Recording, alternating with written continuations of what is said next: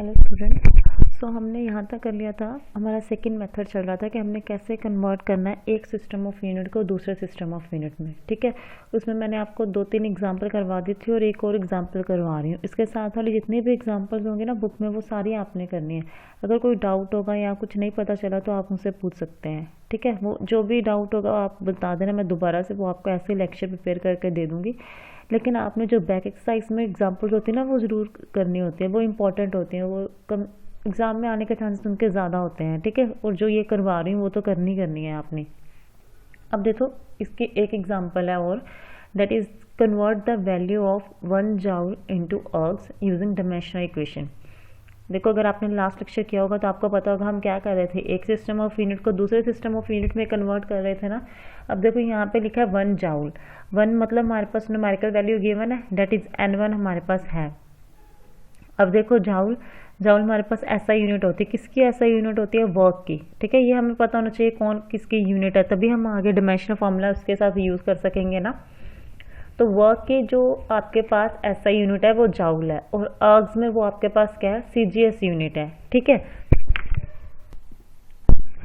तो अब यहाँ पे देखिए बच्चे, हमने 1 जूल को अर्ग्स में कन्वर्ट करना, लेकिन कितने अर्ग्स में होगा वो हमने फाइंड करना। इसका मतलब हमने किसकी वैल्यू फाइंड करनी है, हमने N2 की वैल्यू चाहिए। ठीक है, तो N2 की वैल्यू फाइंड करने का फॉर्मूला मैं पहले ही आपको करवा चुकी हूँ, जो हमने किया था that N2 is equal to, ये वाला फॉर्मूला किया था ना, N2 is equal to N1 M1 by M2, M1 mass first system of unit का, M2 mass second system of unit का, power X, Ln by L2 power Y, T1 by T2 power Z। ये हमने पहले ही formula जो drive किया था, बस वही हम एग्जैक्टली यूज़ कर रहे हैं।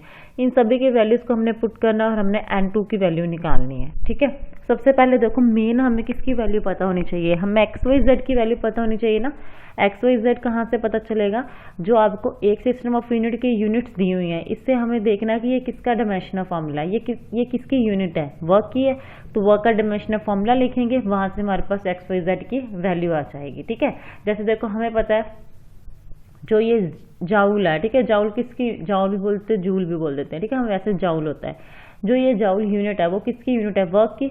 सो हमने डायमेंशनल फॉर्मूला किसका लिख दिया, मैंने वर्क का डायमेंशनल फॉर्मूला लिख दिया। ठीक है, डायमेंशनल फॉर्मूला वर्क का हमने फाइंड किया था, तो डायमेंशनल F/S वाला फॉर्मूला यूज करके, अगर आपने फर्स्ट लेक्चर पढ़ा होगा ना, तो उसमें था W is equal to F/S, तो वहाँ से हमने वर्क का डायमेंशनल फॉर्मूला फाइंड किया था। तो वो डायमेंशनल फॉर्मूला ये था, M power 1 L power 2 T power -2। हमने इसे किसके साथ कंपेयर कर दिया, M power X L power Y T power Z। तो इसका मतलब M की पावर X है, यहाँ पे M की पावर 1 है, तो X की वैल्यू कितनी हो गई, 1 हो गई। ठीक है, यहाँ पे L की पावर Y है, L की पावर 2 है, तो Y की वैल्यू कितनी हो गई, 2 हो गई। यहाँ पे T की पावर Z है, T की पावर -2, तो Z की वैल्यू कितनी हो गई, -2 हो गई। ठीक है, N1 की वैल्यू तो हमें पता है 1 है, तो फाइंड की किसकी करनी है, हमने N2 जो यहाँ पे वैल्यू होगी वो फाइंड करना है हमने। ठीक है, हमने ये देखना है कि जो 1 जूल है वो कितने अर्ग्स के इक्वल है। ठीक है, वो हमने फाइंड करना है, कितना जो न्यूमेरिकल वैल्यू फाइंड करनी है, दैट इज N2 हमने फाइंड करना है। अब देखो, इस फॉर्मूला में हमें क्या क्या चाहिए था, XYZ चाहिए था, वो हमारे पास आ गया। अब हमें M1 M2 L1 L2 T1 T2 की वैल्यू भी चाहिए, N1 की वैल्यू हमारे पास है, तो हम वो फाइंड करेंगे। हमें पता है ये वाला ऐसा ही सिस्टम है, मैंने ऐसा ही लिख दिया, ये वाला CGS है, मैंने CGS लिख दिया। N1 मुझे पता है कितना है, 1 है, 1 लिख दिया। अब देखो, ऐसे सिस्टम में हमारे पास क्या होता है, MKS किया था ना, कि मास जो आपके पास होगा जो किलोग्राम में होगा, लेंथ आपके पास मीटर में होगी, टाइम आपके पास सेकंड में होगा, तो मैंने वो लिख लिया। हमें कोई वैल्यू नहीं पता कितने किलोग्राम है, तो 1 लेके चलना है हमने। ठीक है, तो M1 की वैल्यू कितनी हो गई, 1 किलोग्राम, L1 की वैल्यू कितनी हो गई, 1 मीटर हो गई, T1 की वैल्यू कितनी हो गई, 1 सेकेंड। तो 1 किलोग्राम को मैंने किस में कन्वर्ट कर लिया, ग्राम में। मैंने बताया था ना आपको जब हमने फर्स्ट इसकी एग्जांपल की थी, यहाँ तो दोनों को ग्राम में करो या दोनों को किलोग्राम में करो। अब देखो यहाँ पे मैंने 1 किलोग्राम किसके इक्वल होता है, 1000 ग्राम के इक्वल होता है, तो 1000 को 10⁻³ लिख दिया। 1 मीटर किसके इक्वल होता है, 100 सेंटीमीटर को, 100 सेंटीमीटर को 10⁻² लिख दिया। 1 सेकंड तो है ही आपके पास। CGS सिस्टम में N2 हमें नहीं पता, वो फाइंड करना है। M2 क्या हो जाएगा, ग्राम है ना, G मतलब ग्राम, 1 ग्राम हो गया, C मतलब 1 सेंटीमीटर हो गया, सेकंड मतलब 1 सेकंड हो गया आपके पास। ठीक है, तो M1 L1 T1 M2 L2 T2 इन सभी की वैल्यू आ गई हमारे पास, इस इक्वेशन में पुट कर दो। N2 की वैल्यू हमने फाइंड करनी है, N1 हमें पता कितना है, 1 है, 1 लिख दिया। M1 हमें पता है कितना है, 1 किलोग्राम है, 1 किलोग्राम लिख दिया या 1000 ग्राम, सीधा भी लिख सकते हो, ये वाला पहले लिख के भी लिख सकते हो, दोनों का मतलब सेम ही है, कोई प्रॉब्लम नहीं इसमें, ठीक है। M2 का हमारे पास कितनी वैल्यू 1 ग्राम है, 1 ग्राम लिख दिया। X की वैल्यू कितनी थी 1 थी, तो यहाँ पे हमने कितनी वैल्यू पुट कर दी 1 पुट कर दिया। L1 की वैल्यू कितनी है 1 मीटर, 1 मीटर लिख दिया। L2 की कितनी 1 सेंटीमीटर, 1 सेंटीमीटर लिख दिया। Y की वैल्यू कितनी थी 2, तो यहाँ पे 2 लिख दिया। T1 हमारे पास 1 सेकेंड, T2 भी 1 सेकेंड है। Z की वैल्यू कितनी आई थी -2, तो यहाँ पे -2 लिख दिया। अब हमने ये देखा ना 1 किलोग्राम किसके इक्वल है 1000 ग्राम के, 1000 gram divided by 1 gram as it is. 1 metre किसके इक्वल है 100 सेंटीमीटर के divided by 1 centimetre as it is. 1 second वाला तो सेम है, ग्राम से ग्राम कैंसिल हो गया, सेंटीमीटर से सेंटीमीटर, सेकेंड से सेकेंड, तो यहाँ पे कितना आ गया 1000 पावर 1, 100 पावर 1, 1 पावर -2, 1 की पावर -2 हो 0 1 हो वो आंसर 1 नहीं होता, ठीक है। यहाँ पे 1 आ गया।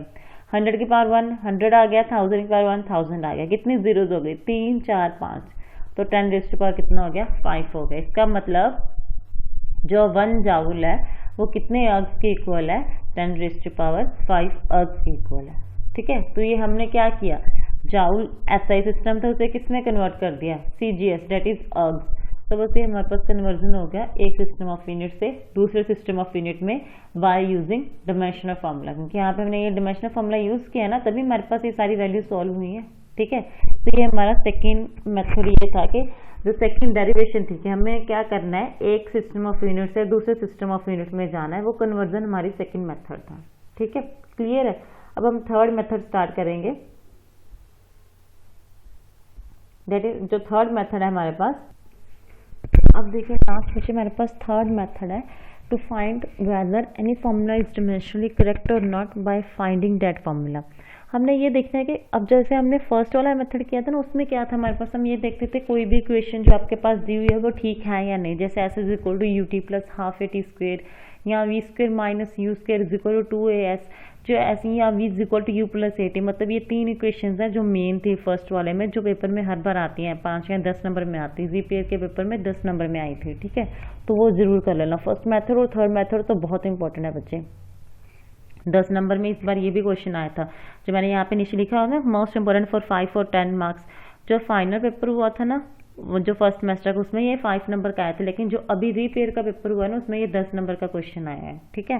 तो ये ध्यान से समझ लो, ये बहुत इंपॉर्टेंट है, हर बार ये पेपर में आता ही आता है, चाहे 5 का चाहे 10 का, ये आना ही आना है आपको, तो अच्छे से समझ लो, ठीक है बच्चे। तो फर्स्ट देखिए हमारे पास अब ये थर्ड मेथड जो है, जो फर्स्ट मेथड था उसमें क्या था हमारे पास, उसमें हमने ये किया था कि कोई भी क्वेश्चन हमें दे दी, हमें ये देखना है कि वो वाला जो रिलेशन दिया है वो ठीक है या नहीं। तो हम क्या करते थे, लेफ्ट हैंड साइड का हम डायमेंशनल फार्मूला फाइंड करते थे, राइट हैंड साइड का डायमेंशनल फार्मूला फाइंड करते थे। अगर दोनों के डायमेंशन सेम आते हैं तो हम बोलते कि हाँ कि ये वाली इक्वेशन आपके पास ठीक है।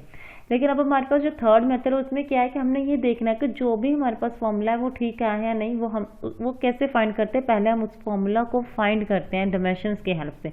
मतलब सिंपल हम ये कह सकते हैं थर्ड मेथड हमारे पास किसके लिए यूज होता है, किसी भी फॉर्मूला को फाइंड करने में यूज होता है, ठीक है। जैसे हमारे पास स्पेशली उन फॉर्मूलाज को, जैसे मैंने लिखा ना, specially when the formula is in divide, कोई भी जो फॉर्मूला डिवीजन में है ना उनके लिए ये वाला थर्ड मेथड यूज होता है। मतलब आपको कह देंगे प्रूव करो, जैसे मैंने 3 लिखी हुई है, F is equal to mv square by R, force की वैल्यू दी हुई है लैम्डा। बच्चे लैम्डा जो है ना उसका इसे हम लैम्डा बोलते हैं, ठीक है।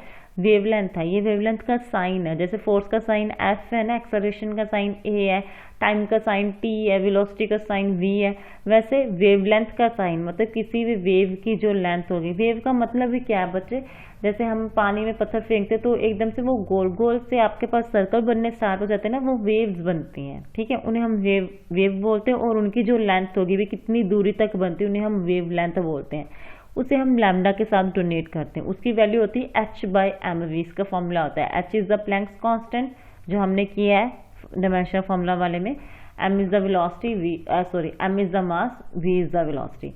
देन थर्ड हमारे पास है v is equal to under root E/d, E is the energy, d is the diameter और डेंसिटी, डिपेंड करता है कौन सा फॉर्मूला है आपके पास।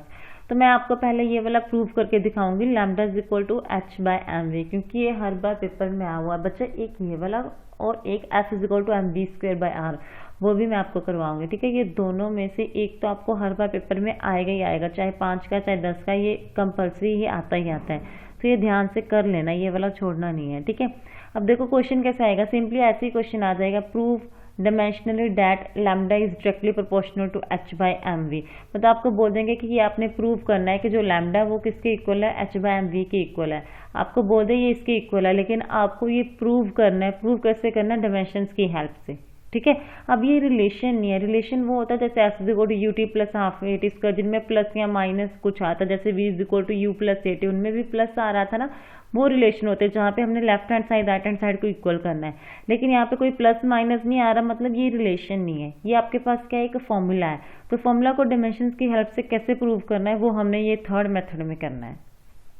बच्चे देखो यहाँ पे मैंने लिखा इज इक्वल टू, यहाँ पे जो ये वाला साइन है ना, आपको लगेगा जैसे क्रॉस डाला, इसे हम डायरेक्टली प्रोपोर्शनल साइन बोलते हैं। डायरेक्टली प्रोपोर्शनल, ठीक है, प्रोपोर्शनैलिटी का साइन होता है। इसका मतलब ये होता है कि अगर आप ये डाल रहे हो तो इसका मतलब क्या है कि अगर आपने इसे इसकी जगह पे इक्वल टू डालना है तो इक्वल टू डाल के यहाँ पे कुछ ना कुछ कांस्टेंट आएगा, जैसे 1 2 3 4 5 ऐसा कोई कांस्टेंट आ सकता है, ए बी सी कुछ भी आ सकता है, ठीक है। इसे हम डायरेक्टली प्रोपोर्शनल बोलते हैं साइन को। आपने ये फॉर्मूला प्रूव करना है। यहाँ पे लैम्डा क्या वेवलेंथ है, एच आपके पास प्लैंक्स कांस्टेंट है, एम आपके पास मास है, वी आपके पास वेलोसिटी है, ठीक है। तो सबसे पहले देखो मैंने इसे फर्स्ट इक्वेशन मान लिया। इस फर्स्ट इक्वेशन से मैंने कंसीडर कर लिया कि जो lambda as it is they are directly proportional to, मुझे अब एम वी और एच इनके मैं क्या करूँगी, जो इनका डायमेंशंस फाइंड करूँगी। मतलब डायमेंशंस फाइंड करने का मतलब कि इनकी पावर फाइंड करेंगे। इस पावर की हेल्प से हम क्या करेंगे, फिर ये वाला फॉर्मूला प्रूव करेंगे। बच्चे अगर आपको कोई भी, जैसे आपको कोई भी क्वेश्चन में फॉर्मूला दिया हुआ तो आपने स्टार्ट कैसे करना है। अब देखो बच्चे इसमें आपने कैसे स्टार्ट कैसे करना, कभी भी आपको कोई भी फॉर्मूला दिया हुआ है, ठीक है, मान लो आपको lambda is directly proportional to H by M V दिया है, तो फर्स्ट स्टेप ही आपका क्या होगा, जो भी आपको टर्म्स दी, जैसे एच दिया, एम दिया, वी दिया है, आपने क्या करना है, लैम्डा को डायरेक्टली प्रोपोर्शनल एम की पावर ए, वी की पावर बी, एच की पावर सी, ऐसे करके आपने फर्स्ट इक्वेशन ऐसे बना लेनी है, ठीक है। अगर मान लो ये आपके पास ये होता है F is equal to M V square by R, ये वी की पावर 2 है, लेकिन हमें सिर्फ टर्म से मतलब है। यहाँ पे मास दिया, वेलोसिटी दिया, रेडियस दिया है, तो मास की पावर ए हो जाती है, वेलोसिटी की पावर बी हो जाती है, आर की पावर सी हो जाती है। मतलब फर्स्ट आपने जैसे ये डेरिवेशन स्टार्ट करनी है, उस डेरिवेशन को स्टार्ट करने का वे ही आपके पास ये है कि आपने सबसे पहले क्या करना है, जो भी आपको टर्म्स दी हुई है उन टर्म्स को लेना है, उन टर्म्स की पावर आपने लिख देनी है ए बी सी करके, ठीक है। मेरे पास ये 3 टर्म थी, मैंने 3 टर्म की पावर एक को ए दे दिया, दूसरे को बी, तीसरे को सी। आपकी मर्जी, आप इसे बी दे दो, इसे ए दे दो, वो आप पे डिपेंड करता है, उससे कोई प्रॉब्लम नहीं होगी, ठीक है। तो मैंने क्या किया, एम को ए दे दिया पावर, वी की पावर बी, एच की पावर सी। ऐसे क्यों किया, क्योंकि मैं ए बी सी की वैल्यू फाइंड करेंगी। डायमेंशंस में हम करते क्या है, मास की पावर होती है, लेंथ की पावर होती है, टाइम की पावर होती है, मतलब मेन हमने क्या करना होता है, पावर ही फाइंड करना होता है ना। पावर मतलब जो चीज़ ऊपर दी हुई है, ठीक है। तो इसलिए हमने भी यहाँ पे मैंने स्टार्ट कैसे किया, जो भी 3 टर्म्स हैं उनकी मैंने पावर लिख दी। लास्ट में हम क्या करेंगे, सिर्फ इन तीनों की वैल्यू फाइंड करेंगे। इन तीनों की वैल्यू पुट करके अगर आपके पास यही इक्वेशन प्रूव हो गई, मतलब ये वाला फॉर्मूला प्रूव हो गया, तो मतलब आपने ठीक किया है, ठीक है। मैं सिर्फ आपको ये बता रही हूँ कि स्टार्टिंग कैसे करनी है। आपने जो भी आपको 3 टर्म्स दिए होंगे उन तीनों टर्म्स की आपने ए बी सी वैल्यू लिख देनी ऊपर पावर में, और आपने ऐसे स्टार्ट करना है। अब हमारा मेन मोटिव क्या है पूरे ये क्वेश्चन में, हमने ए बी सी की वैल्यू फाइंड करनी। We have to find the values of A B C to prove this formula. इस फॉर्मूला को प्रूव करने के लिए हमें ए बी सी की वैल्यू पता होनी चाहिए। तो सबसे पहले जो ये डायरेक्टली प्रोपोर्शनल का साइन था, मैंने उसे हटा दिया, इज इक्वल टू डाल दिया। तो मैंने आपको बताया था अगर हम ये वाला साइन हटा देंगे तो इज इक्वल टू डालने के बाद यहाँ पे कुछ ना कुछ कांस्टेंट आएगा, 1 2 3 आ सकता है, ए बी सी कुछ भी आ सकता है ना। तो मैंने के डाल दिया, क्योंकि एबीसी मैंने यहाँ पे लिखा हुआ था, इसलिए मैंने यहाँ पे के डाल दिया, that is constant of proportionality. इसका मतलब क्या होता है कि के की वैल्यू कुछ भी हो सकती है, 1 2 3 4 5 कोई भी वैल्यू हो सकती है, हमें नहीं पता क्या है, इसलिए हम वहाँ पे कुछ ना कुछ अल्फाबेट डाल देते हैं, ठीक है। अब देखो, अब हम पहले क्या करेंगे, हम सबसे पहले, अब देखिए बच्चे यहाँ पे आपके पास क्या है, हमने यहाँ पे ये लिख दिया था ना, फर्स्ट इक्वेशन हमारे पास ये आ गई ए इक्वेशन, ठीक है, यहाँ तक हमारा हो गया। इसके बाद देखिए हमने क्या करना है, सबसे पहले हमने वेवलेंथ के डायमेंशंस लिखने हैं। अब देखो लैम्डा क्या है, वेवलेंथ है, मतलब ये क्या है, लेंथ है। लेंथ के डायमेंशन क्या होता है, सेंटीमीटर या मीटर होते हैं, मतलब सेंटीमीटर पावर 1 या मीटर पावर 1। तो लैम्डा के डायमेंशंस क्या हो जाएंगे, मास तो यहाँ पे है ही नहीं, सिर्फ लेंथ है, क्योंकि यूनिट सिर्फ लेंथ की है ना, तो मास पावर 0, लेंथ की यूनिट की पावर 1 है, लेंथ पावर 1 हो गई, टाइम है नहीं, टाइम की पावर 0। तो ये किसके डायमेंशंस हो गए आपके पास, वेवलेंथ के डायमेंशंस हो गए। हमारा नेक्स्ट स्टेप है ही क्या, हमने जो ये सारी टर्म्स है एल है, एम है, वी, एच, जो सारी टर्म्स हैं इन सभी के क्या करने हैं, डायमेंशंस लिखने हैं सबसे पहले। ठीक है, तो सबसे पहले हमने डायमेंशंस फाइंड कर लिया लेंथ लैम्डा के, दैट इज वेवलेंथ के। ठीक है, मास के डायमेंशंस क्या होंगे, मास में सिर्फ आपके पास किलोग्राम ही होगा, तो मास की पावर 1 हो गई, लेंथ है नहीं 0, टाइम है नहीं 0। ठीक है, वेलोसिटी के डायमेंशंस हमने फाइंड किए थे ना, एल पावर 1, टी पावर -1 और एम पावर 0, मैंने वो लिख दिया। प्लैंक्स कांस्टेंट के डायमेंशंस भी हमने फाइंड किए थे, M power 1, L power 2, T power -1, तो वो लिख दिया। सारे टर्म्स के डायमेंशंस आ गए, वेवलेंथ के डायमेंशंस आ गए, मास के आ गए, वेलोसिटी के आ गए, प्लैंक्स कांस्टेंट के आ गए। इन सभी की वैल्यू हम क्या करेंगे, इस इक्वेशन में पुट कर देंगे। ठीक है, तो मैंने यहाँ पे क्या लिख दिया, using second, third, fourth, fifth, मतलब चारों की वैल्यूज को हमने किस में यूज करना है, इस ए इक्वेशन में यूज करना है। तो वो मैंने यूज करके सारी वैल्यूज पुट कर दी। ए इक्वेशन क्या थी, ये थी ना a equation, lambda is equal to k m power a, v power b, h power c. Lambda की क्या वैल्यू है, m power 0, l power 1, t power 0 लिख दिया, k as it is, small m के डायमेंशन दिए थे वो मैंने लिख दिए, और पावर क्या थी, ए पावर ए। वी के डायमेंशन दिए हैं वो लिख दिए सारे, पावर बी। एच के डायमेंशन क्या थे, ये थे, वो सारे लिख दिए, पावर सी। अब देखो मैंने अब ए इसके साथ भी मल्टीप्लाई होगा, इसके साथ भी, इसके साथ भी, सभी के साथ कर दिया। 1 इंटू ए क्या हो जाएगा, ए हो जाएगा, 0 इंटू ए 0, 0 इंटू ए 0, फिर 0 into b 0, 1 into b, b आ गया, -1 into b, minus b, 1 into c, c आ गया, 2 इंटू सी, 2 सी आ गया, -1 इंटू सी, -c आ गया। ठीक है, अब देखो बच्चे ये m है, यहाँ पे भी m है, यहाँ पे भी m है, बेस सेम है, पावर क्या होती है, ऐड होती, a प्लस 0 प्लस c कितना हो जाएगा, a प्लस c हो गया। l 0 है, l b है, l 2c है, 0 प्लस b प्लस 2c कितना हो जाएगा, b प्लस 2c आ गया।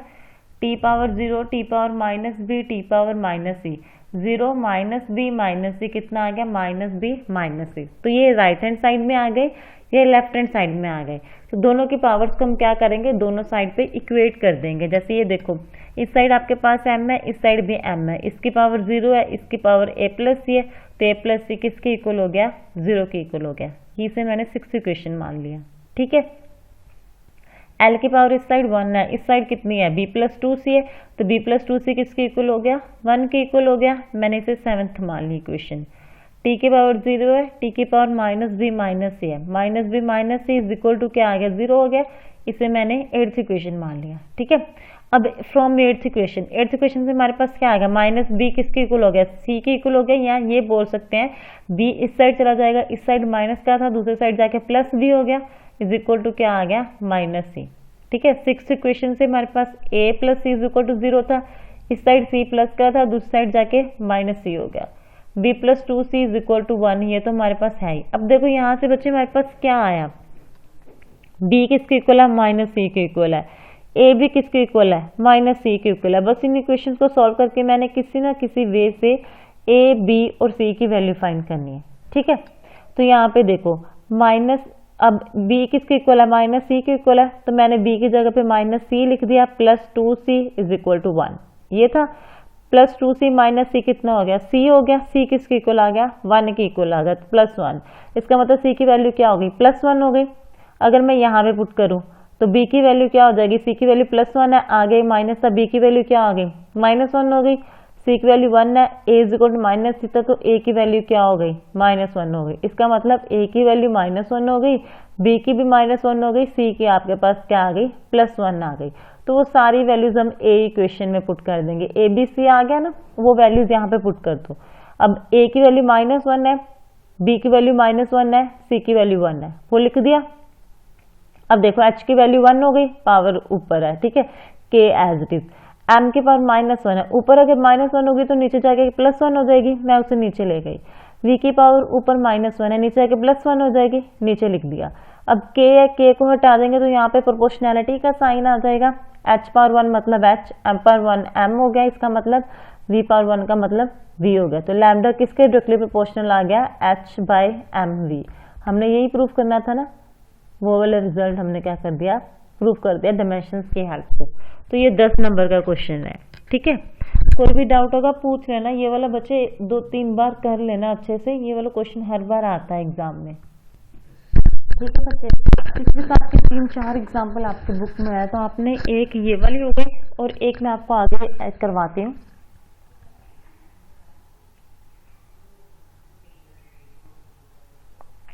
फोर्थ एग्जाम्पल देखिए बच्चे, a body of mass m is moving with the uniform speed in a circle of radius r। कोई बॉडी है जिसका मास m है, वो v वेलोसिटी के साथ मूव कर रही है, स्पीड बोल दो वेलोसिटी बोल दो, विद इन अ सर्कल मतलब सर्कुलर फॉर्म में मूव कर रही है विद रेडियस r। आपने सेंटीमीटर फोर्स का एक्सप्रेशन फाइंड करना है। अब देखो पहले तो आपको सेंटीमीटर फोर्स का पता होना चाहिए कि आपके पास है क्या फॉर्मूला। उसका फॉर्मूला जो मैंने यहाँ पे लिखा था ना, ये वाला, ये सेंटीमीटर फोर्स का फॉर्मूला है, F is equal to mv²/r। तो इसका मतलब यहाँ पे मेरे पास क्या था, m है, v है, r है, तो पहला वही हमारे पास स्टेप होगा, F is directly proportional to m power x कर दो, v पावर y कर दो और r की पावर z कर दो। इन्होंने 3-3 डिफरेंट ऐसे कर दिया ना, अलग अलग। हम ऐसे ही लिखेंगे, आप ऐसे लिख सकते हो जैसे मैंने ये लिखा ना, यहाँ पे लिख देना F is directly proportional to m power a, v power b, r power c। वहाँ पे m v r है ना, इसलिए। ठीक है, तो उसके बाद जैसे यहाँ पे उन्होंने लिख दिया। ठीक है, फिर डायरेक्टली प्रोपोर्शनल के साइन को उन्होंने हटा दिया, यहाँ पे इक्वल टू के साथ k लगा दिया, बाकी एज इट इज। फोर्स के डायमेंशंस आपको पता है, वो लिख दो। मास के पता है m पावर 1 है, l पावर 0, t पावर 0, वो लिख दिया, पावर x हो गई। v के डायमेंशंस आपको पता है, m power 0, l power 1, t power -1, power y। r के डायमेंशंस आपको पता है, m पावर 1, l पावर 1 होगी, क्योंकि r क्या रेडियस है, मतलब लेंथ है, तो लेंथ के यूनिट सेंटीमीटर या मीटर में होते हैं, तो हमें पता है वहां पे पावर 1 आ गई, t power 0, z as it is.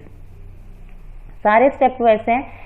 m की यहाँ पे जो पावर्स हैं वो लिख दी हमने, पहले इसको अंदर मल्टीप्लाई करके, जो इन्होंने 2-3 स्टेप नहीं किया जैसे मैंने किया था ना, पहले x को सभी के साथ मल्टीप्लाई करके अंदर लिख दो, फिर m की सारी पावर्स को एक साथ कर लो, l की पावर को एक साथ कर लो, t की पावर को एक साथ कर लो, फिर m पावर x है इस साइड 1 है, तो x की पावर क्या हो गई, 1 हो गई, मतलब पावर्स को कंपेयर कर दिया। y प्लस जेड किसके इक्वल हो गया, 1 के इक्वल हो गया, माइनस वाई किसके इक्वल हो गया, -2, मतलब y की वैल्यू 2 आ गई, x की वैल्यू 1 आ गई, यहाँ से z की वैल्यू आपकी -1 आ जाएगी।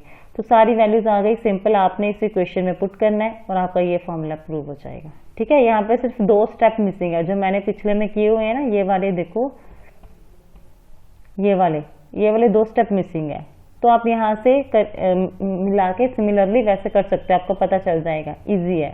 ठीक है, अगर कोई डाउट होगा तो आप पूछ लेना। तो ये डेरिवेशन वाला पार्ट हमारा खत्म हो गया। अब इस यूनिट का लास्ट पार्ट बचा हमारा एरर एनालिसिस। ठीक है, वो मैं आपको नेक्स्ट लेक्चर से स्टार्ट करवाऊंगी। ठीक है, थैंक यू।